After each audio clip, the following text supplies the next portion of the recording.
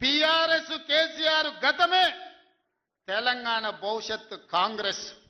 మీ గత చరిత్రతోని ఈడ ఒరిగేదేం లేదు. వెనకటికేవడో అన్నాడంట, మా తాతలు నేతులు దాగినరు, మీరు వచ్చి మా మూతులు నాకండి అని. అట్లా ఉన్నది.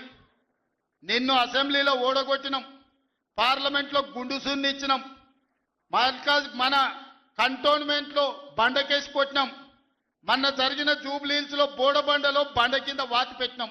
నిన్నగాక మొన్న జరిగిన సర్పంచులల్లా 12,726లో 8,335 సర్పంచులను గెలిపించుకున్నాం.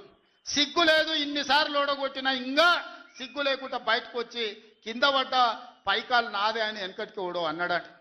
ఇట్లాంటి ఊకదంపుడు ఉపన్యాసాలు పొంకనాలు వెనకడికి ఓడో పొంకనాల పోషగాడు చెప్పినట.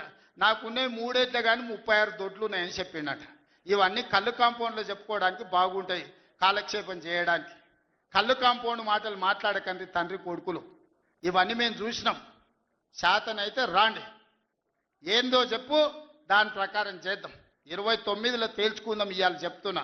కాబట్టి ఇప్పటికైనా చంద్రశేఖరరావు గారు, మీ వయసుకు గౌరవిస్తాం, మీ అనుభవానికి గౌరవిస్తాం. ప్రతిపక్ష నాయకుడు నీకు హోదా ఉన్నది. శాసనసభ సమావేశాలు ఏర్పాటు చేసినాం. 29 నుంచి చర్చలు రాబోతున్నాయి. 29 నాడు నువ్వు అడిగి ఎన్ని రోజులు సభ జరుపుదామో, నువ్వు అడిగినన్ని రోజులు అసెంబ్లీ నడిపిస్తా.